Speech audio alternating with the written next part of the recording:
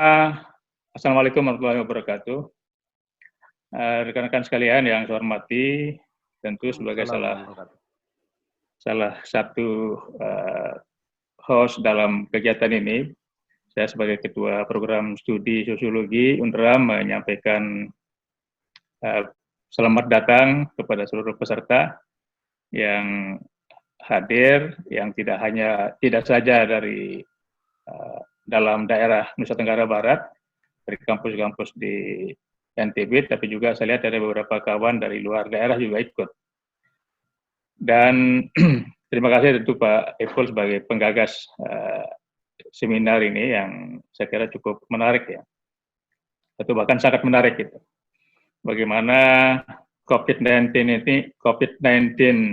pandemik ini bisa mempengaruhi kehidupan tidak hanya keseharian personal keluarga kita, tapi juga mempengaruhi kehidupan kita beragama, bahkan juga mungkin kehidupan berbudaya gitu.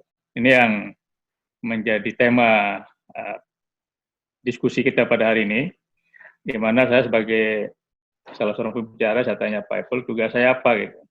Nah, tugas Pak Ros ya menyampaikan yang kira-kira tidak disampaikan oleh pembicara yang lain katanya gitu. Jadi ada Pak Dr. Swedi, ada Pak Prof. Faru Rozi tadi sudah berbicara banyak, yang setelah saya simak ternyata Pak Epul paling tidak saya dengarkan tadi ada dua hal yang kurang banyak disoroti. Yang pertama adalah kedua pembicara tidak banyak bicara soal kehidupan kebudayaan kita, berbudaya kita, yang tentu juga ini pasti berpengaruh, dan ini menjadi salah satu dalam tanda kutip research question dari tema seminar kita hari ini gitu.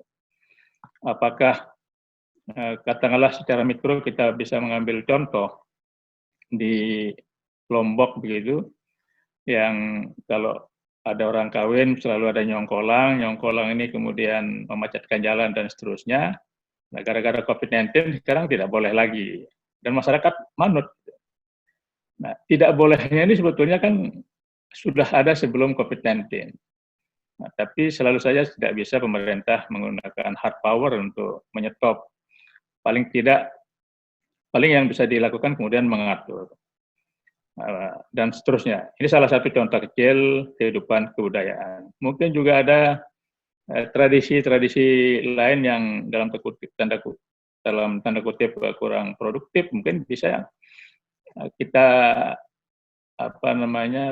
pelajari dari fenomena lockdown ini untuk kita evaluasi dan menjadi bagian dari kebijakan yang nanti dalam istilah orang-orang sekarang ini kita menghadapi apa yang disebut sebagai new normal gitu.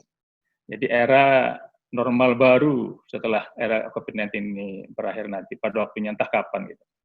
Nah, tapi ini sebuah fenomena saya kira yang sangat menarik gitu. Kalau tadi Pak Profesor Faru Razi menyampaikan di banyak hal ketika kondisi normal masyarakat susah untuk dilarang, bahkan kondisi sekarang pun masih tetap susah. Nah, dengan COVID-19 ini mungkin akan lebih mudah.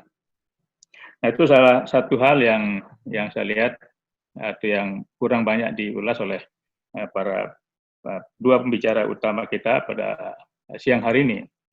Yang kemudian hal lain, saya tadinya berharap Pak Dr. Swedi dari Australia, yang sekarang sedang di Australia, menyampaikan kepada kita seperti apa kehidupan keberagamaan katakanlah, atau mungkin kebudayaan di sana yang terjadi dalam proses atau dalam masa COVID-19 ini. Kita seperti yang kita ketahui dalam dunia akademik, sekarang masyarakat kita kan sudah, atau masyarakat dewasa ini dalam era industri 4.0 atau dalam bahasa di Jepang itu Society 5.0, yang intinya kan adalah kehidupan yang tidak bisa lepas dari internet. IO, Internet of Things itu sudah menjadi bagian dari keseharian. Yang tentu saya yakin kalau di Australia sudah menjadi sangat umum. Nah, dalam masa COVID-19 ini, seperti apa gitu di Australia? Kehidupan yang bisa kita mungkin sebagai lesson learn-nya gitu. Nah, sementara kita di Indonesia, dalam masa sebelum COVID-19 ini kan kehidupan berinternet ini masih sangat terbatas. Katakanlah dalam administrasi pemerintahan, meskipun fasilitas aplikasi sudah begitu banyak, tapi tidak banyak yang mau memanfaatkan. Video conference misalnya, yang sekarang dengan Zoom ini kita bisa ketahui ternyata melalui Zoom video conference bisa begitu lancar. Tapi selama ini kan kalau rapat para administrator pemerintahan kita selalu secara fisik, secara offline. Sehingga pada waktunya kemudian harus berangkat ke Jakarta atau yang dari kabupaten harus berangkat ke Mataram. Padahal rapat-rapat itu mestinya bisa dilakukan seperti yang sekarang kita lakukan.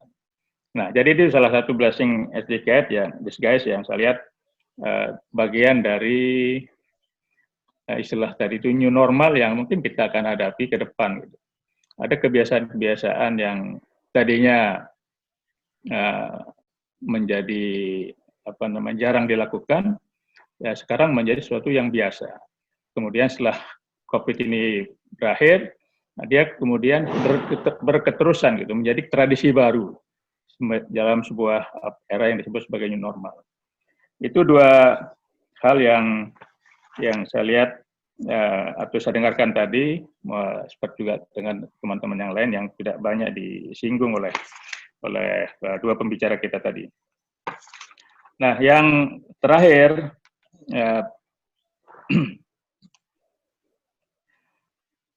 terkait dengan pola dan komunikasi, baik budaya maupun agama. Saya kira ini yang juga perlu kita dalami dan nanti bisa menjadi bahan yang menjadi katakanlah rekomendasi dari pertemuan kita ini.